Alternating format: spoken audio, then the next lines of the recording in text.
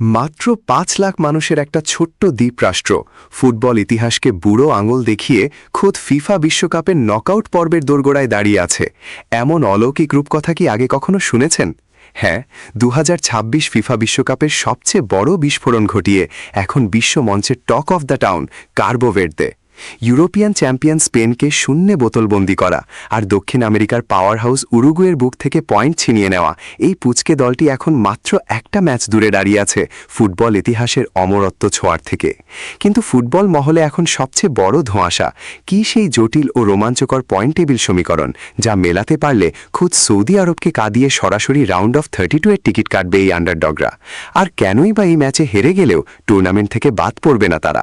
জানতে হলে চোখ রাখুন ভিডিওর একদম শেষ মুহূর্ত পর্যন্ত। স্পোর্টস বার্তা 24 এর বিশেষ অ্যানালিসিস ভিডিওতে আপনাকে স্বাগতম। আজ আমরা আবেগ নয়, pure football data, point table analytics এবং গেম থিওরি দিয়ে কেপ ভার্দের এই অবিশ্বাস্য নকআউট কোয়ালিফিকেশনের সমীকরণটি সহজ ভাষায় ব্যবচ্ছেদ করব। প্রথম ম্যাচে বিশ্বকাপের হট ফেভারিট স্পেনের বিরুদ্ধে সেই অতি মানবীয় জ্যামিতিক ডিফেন্স সাজিয়ে 0-0 ড্র করেছিল কেপ ভার্দে।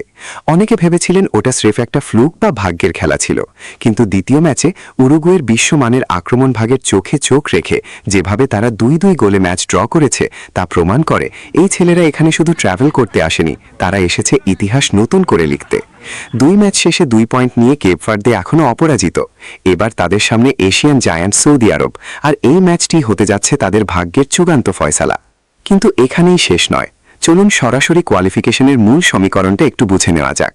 যদি আগামী ম্যাচে কেপ ভার্দে সৌদি আরবকে হারাতে পারে, তবে তাদের মোট পয়েন্ট দাঁড়াবে 5।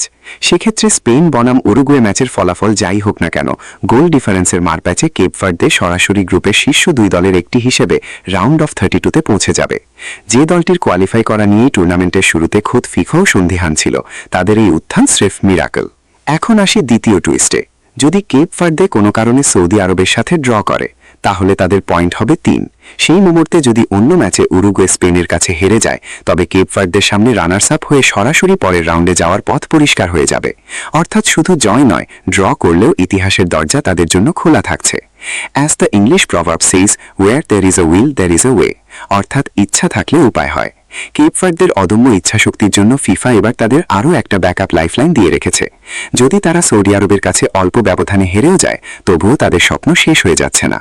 কারণ ২০২৬ বিশ্বকাপের নতুন নিয়ম অনুযায়ী 12টি গ্রুপের মধ্যে সেরা 8টি তৃতীয় স্থান অধিকারী দলও নকআউট পর্বে যাওয়ার সুযোগ পাবে।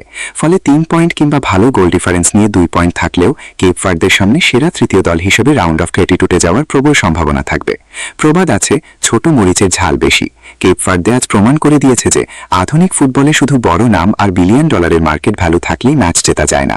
মাঠে ট্যাকটিক্যাল শৃঙ্খলা আর দলগত কলিজাটা বড় থাকলেই ইতিহাস নিজের নামে লিখে নেওয়া যায়। তাহলে ফুটবল প্রেমীরা, কেপ ভার্দের এই অবিশ্বাস্য রূপকথা কি আপনাদের মুগ্ধ করেছে?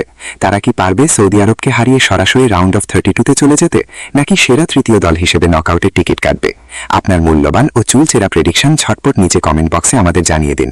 ফিফা বিশ্বকাপের প্রতিটি ম্যাচের in depth tactical analysis, live update এবং ইনসাইড স্টোরি সবার আগে পেতে এখনই সাবস্ক্রাইব করুন আপনার বিশ্বস্ত প্ল্যাটফর্ম স্পোর্টস বার্তা 24। দেখা হচ্ছে পরের ভিডিওতে। ধন্যবাদ।